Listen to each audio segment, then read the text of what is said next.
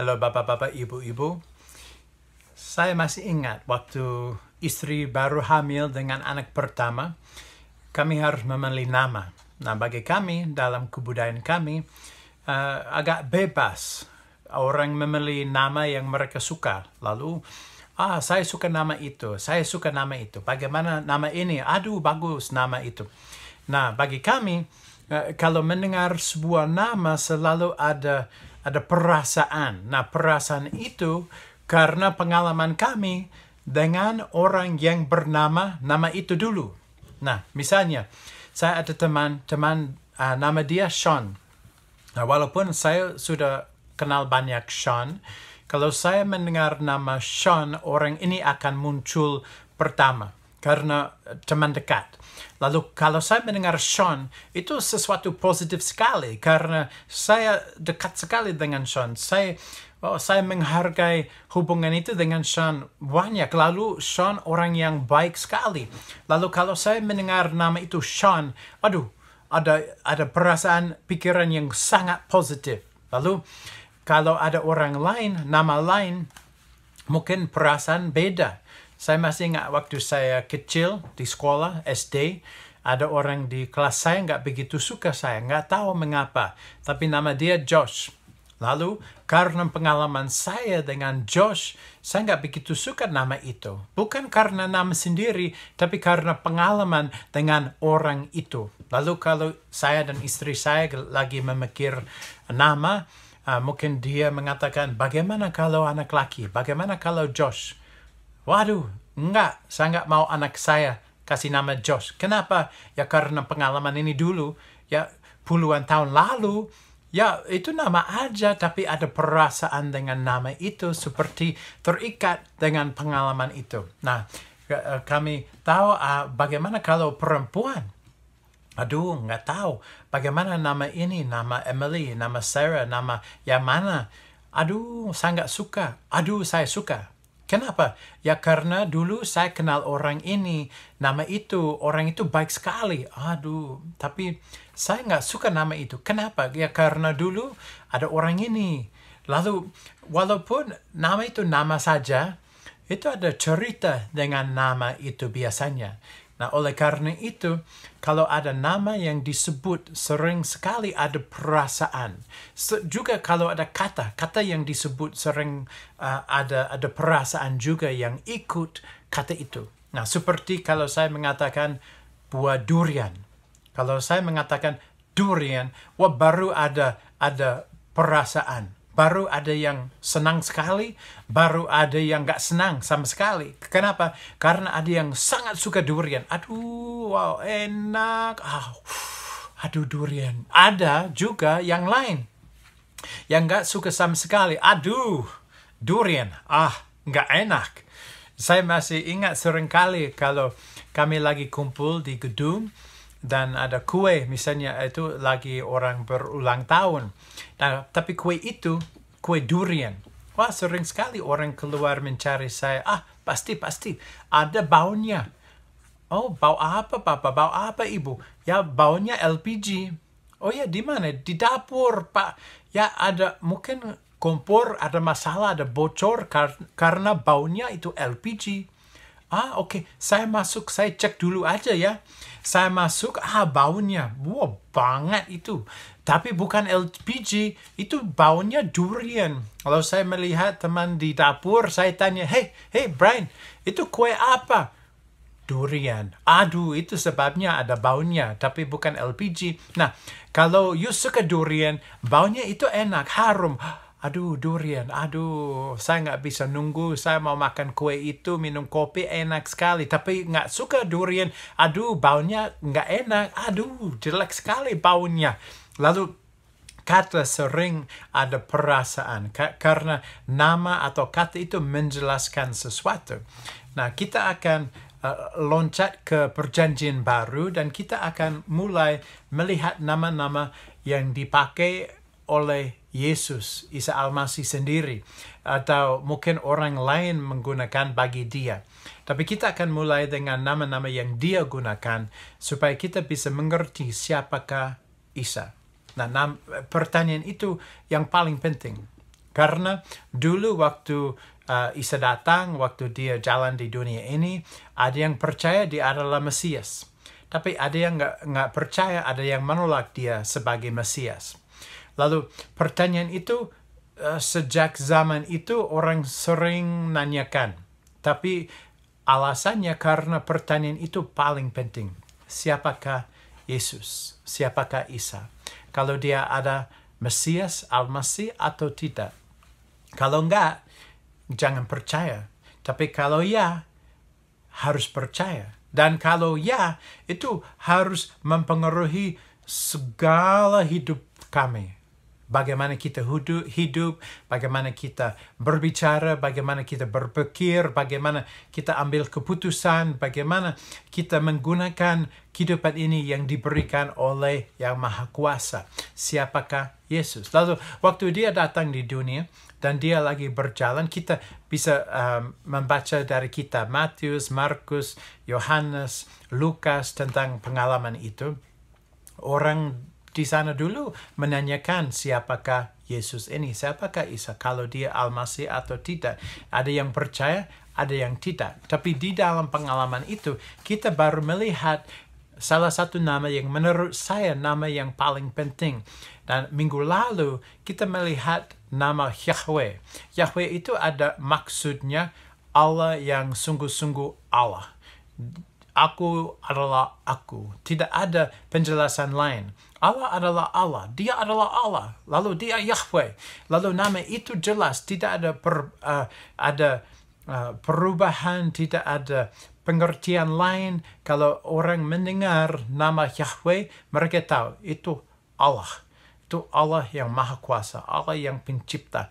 Allah yang memegang segala sesuatu dalam tangan dia. Tidak ada perbedaan. Yahweh jelas Allah. Nah, dalam nama itu, kita loncat ke perjanjian baru, dan kita melihat sebuah percakapan di antara pemimpin-pemimpin agama dengan Yesus, Isa, dengan Farisi dengan Isa. Lalu mereka ada pertanyaan ini, dengan siapakah engkau sama dirimu? Siapa kamu? Siapakah kamu?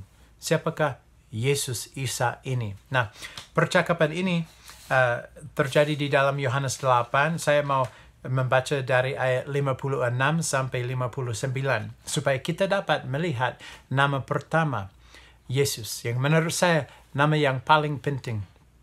Lalu Yesus mengatakan di ayat 56, Abraham bapamu bersukacita bahwa ia akan melihat hariku, dan ia telah melihatnya dan ia bersukacita.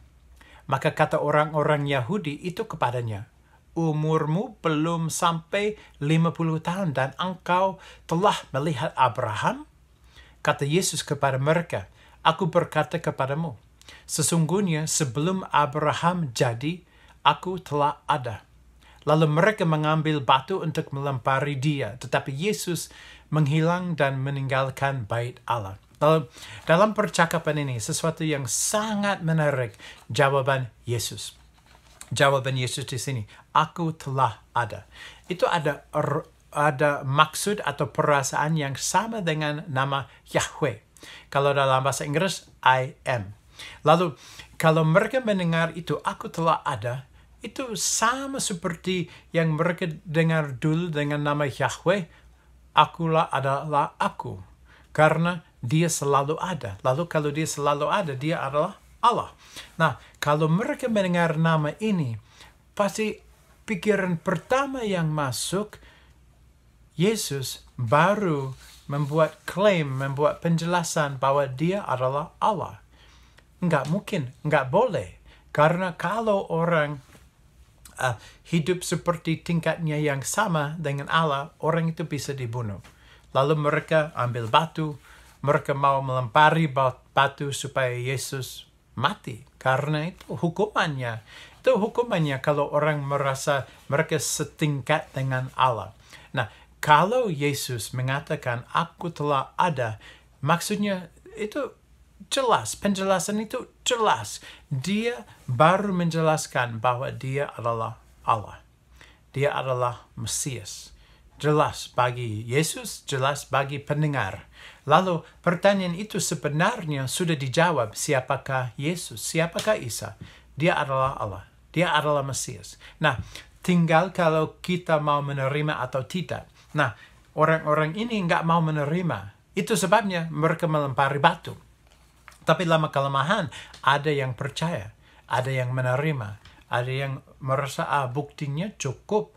Dia adalah Allah, dia adalah Mesias. Tapi Yesus sendiri, sejak dia datang, sejak dia udah mulai melayani orang, dia jelas, dia adalah Allah. Karena salah satu nama ini. Kalau orang mendengar itu, pasti mereka ingat Yahweh, Allah. Allah yang satu-satunya. Allah yang raja di atas segala raja. Allah yang pencipta langit dan bumi. Seperti kalau saya mendengar itu nama Sean, aduh bagus, orang baik sekali, hebat Sean itu, ya pasti nama bagus. Kenapa? Karena pengalaman saya. Nah, kalau you ada pengalaman yang buruk dengan seorang yang bernama Sean, you mendengar nama itu, jelek, orang itu nggak baik, orang itu nggak jujur. Nama memang tetap sama, tapi reaction atau perasaannya beda-beda. Nah, kalau mereka mendengar nama ini, aku telah ada. Waduh, dia baru mengatakan bahwa dia adalah Allah. Ada yang percaya, ada yang nggak percaya, tapi pertanyaan itu sangat penting kita menjawab. Siapakah Yesus ini? Karena Yesus sudah menjawab, dia sudah menjelaskan, dia adalah Mesias, dia adalah Allah. Dan kita bisa tahu dari pertanyaan dan jawaban ini sudah jelas. Jelas bagi Yesus, jelas bagi pendengar. Nah, kalau kita baru belajar nama-nama Yesus ini, moga-moga kita akan melihat Yesus selalu mencoba menjelaskan siapakah dia. Supaya orang nggak bingung. Supaya mereka tidak tersesat. Supaya jawaban jelas. Nah, kalau mau menolak, up to you, terserah. Tapi jawaban sudah jelas. Dia adalah Allah. Dia adalah Mesias. Yang menarik, kata itu yang digunakan, sesungguhnya sebelum Abraham jadi, aku telah ada. Kata ada itu di dalam bahasa Yunani, bahasa asli di Perjanjian Baru, itu bisa dua kata kalau lampau atau sekarang. Lalu dalam bahasa Inggris ada yang lampau yang was, ada yang present tense yang am. Nah, dua kata sebenarnya di dalam bahasa Yunani. Nah, Yesus menggunakan kata untuk sekarang, untuk present tense am, I am. Nah, kalau dia mau ada maksud, sebelum Abraham lahir, saya sudah ada. Saya sudah ada, sudah hidup, dan sebagainya. Dia bisa menggunakan kata yang lampau. Lalu maksudnya seperti ini. Sebelum Abraham lahir, sebelum Abraham ada, I was, I lampau ada.